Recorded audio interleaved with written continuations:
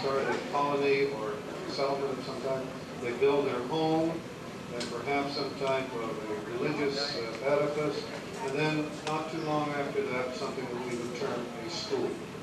And those three forms of basic forms of society, the home and the church and the school, really ought to continue in our American society to be the basis of what we do through our families with our children.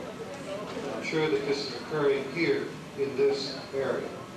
I would hope tonight, as you rededicate yourself, and it is a time to reflect on the great, great teachers who have come through this school and worked here for so many years, and working here now. It's a time for you to think about the administrators, the counselors, the secretaries, the cafeteria workers, custodians, all of the people who helped contribute to make this school the great school it has been. And beyond that, to think about the efforts of the PTA, whatever advisory committee activity that you've had, the events that have taken place here year after year after year, and of course, most importantly, to think about the hundreds and hundreds of children who've come to the doors of this school year after year and have learned here, have grown here, and have matured.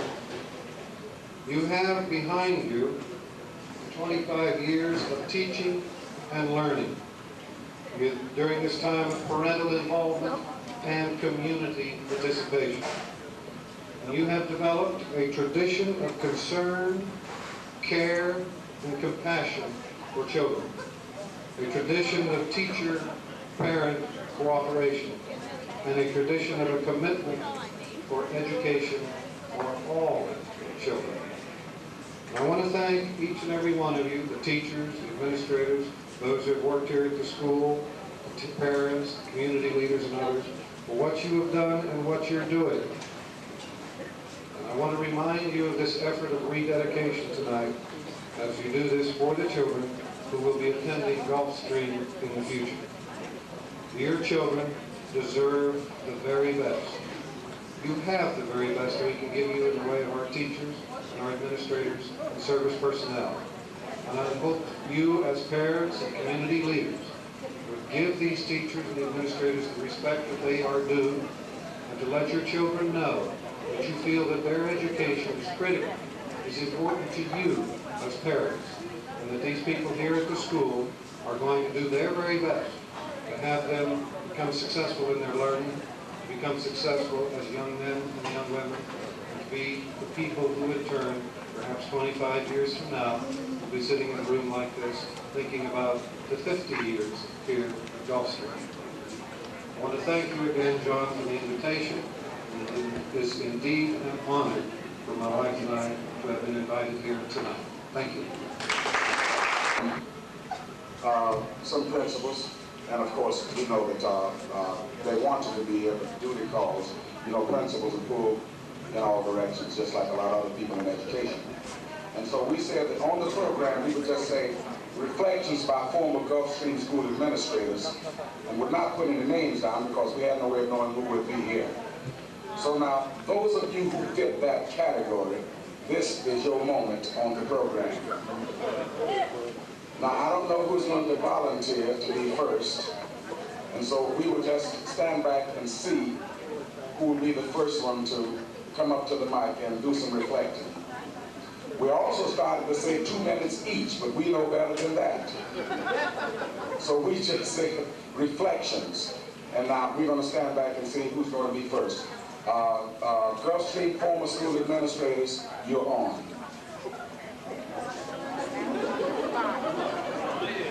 Attention bills, attention bills.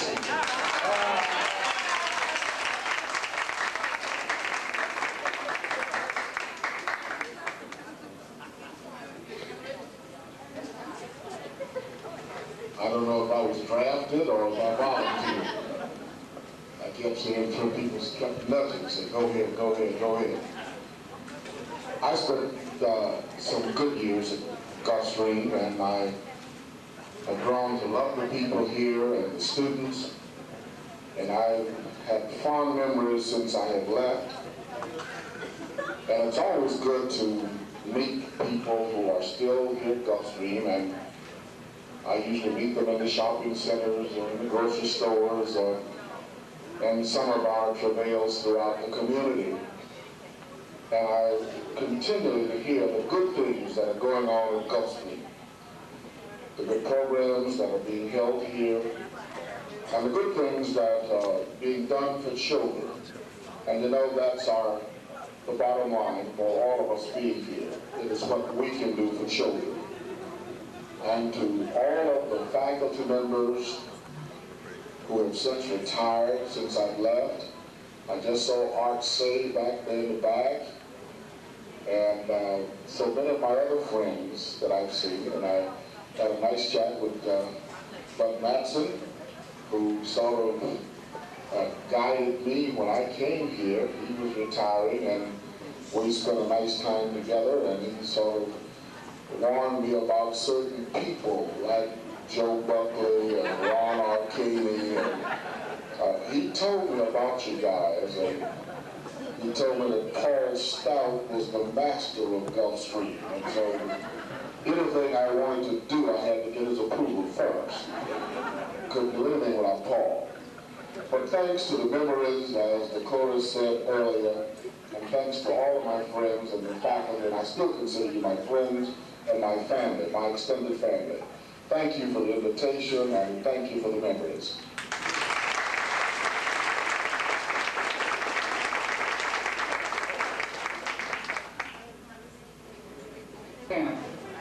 Back in World War II.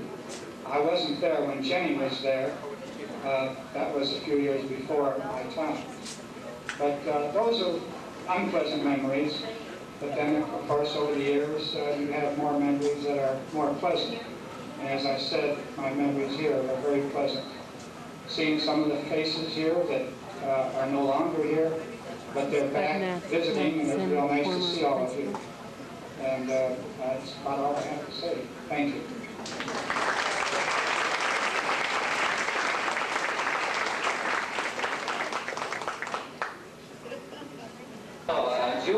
June 28th I retired, and many people have asked me what's happened since. And honestly, it's been very depressing. The thing, for example, that every morning I don't have to get up and go to school, you know, and listen to the early morning exercises. It's to think that I have a motorhome, and to think that I can get in that motorhome and take a trip whenever I like, and eat and sleep, and it gets boring, really. Don't be in a hurry, because you know, I'm sure you're going to find this very, very depressing. But someone asked me maybe I should try to sell my jewelry. That I don't know. Did you people know that I have jewelry? Bud Matson, you know, has so if anybody wants a necklace or a pair of earrings, Mrs. Britton, see you later. Don't tell Dr. Britton, though. Not too long ago, I think about 2 years ago, I was at a show in Miami Springs, and I was having a good time. It was kind of hot. And a nice, handsome fella came with his good-looking wife, and she wanted a pair of earrings, and at that point, I didn't have any, and I said, well, I'll be glad to give you a pair, but I need somebody to watch my stand. So I told Mr. Bromere, if you'll sell my jewelry, I'll make your wife a pair of earrings. And so that's what I did. I went in the back and I got my stones together and I put some things together. And when I came back, Mr. Bromere gave me, well, it was about $18, I think. So if he's looking for a job, you know, I could use a good man. But anyhow, to be more serious, I've had 38 years in education. I've had experiences from second grade all the way through college education. And in those 38 years, I suspect that one comes out with a few analogies, and that is that I've had, what, 3 years in this school? And I must say, in all the years I did in education, I couldn't ever find a better staff to work with, nicer bunch of children and parents that I've had the pleasure of working with, and boys and girls that, as a matter of fact, I sometimes wonder when I came to the school why they needed an assistant principal, because in many of the schools, you know, discipline was one of the major problems, and in Gulfstream, for some reason or other, it seemed like all the teachers took care of that problem. So that gave Mr. Gardner and I plenty of time to predict and plan for future programs and so forth. And that was a pleasure. And that was when I really got to know Mr. Gardner. And I must say that I not only miss him, I miss all the teachers and all the boys and girls, and it's really wonderful to be invited. Thank you.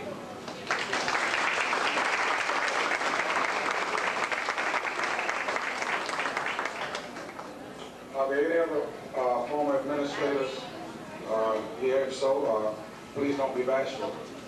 Now's your moment. You may never return. Okay, now, the grapevine has it that, well, this is an audience participation thing, so you're going to have to join me on this. If you know this song, join me. Happy birthday to you. Happy birthday to you. Happy birthday, happy birthday, happy birthday to you. Now, the grapevine has it that it's the superintendent's birthday tomorrow. Is that right, Dr. Brady? Hey, we don't miss. We don't miss. We don't miss. Let's...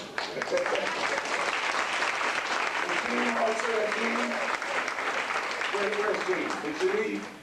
Oh, wait. Okay, come forward, Dr. Brady. You've got to come up here, too. Now, this is one of our PTA stalwarts, and she's going to make a presentation now. Now, you know, I know you can break the law very easily in giving and accepting gifts. So if we're breaking the law, I didn't give it to you.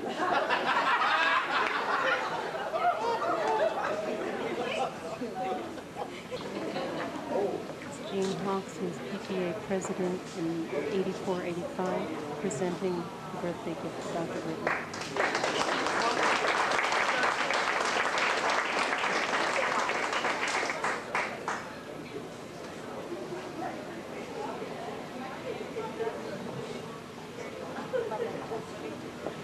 I'd like to come up in public. I just insisted. But let me tell you about that lady. Where's Miss Pacina? Is she here, Miss Pacina? Where is she? She's at those two ladies right there. Remain standing. Remain standing. Now, let me tell you something about those two ladies. Now, that's just about Gulfstream PTA right there. And let me tell you, we don't have to take a back seat to nobody when it comes to PTA business because of those two. They're here tirelessly. I tease them all the time and say, you ought to be on the payroll. They say, no, thank you.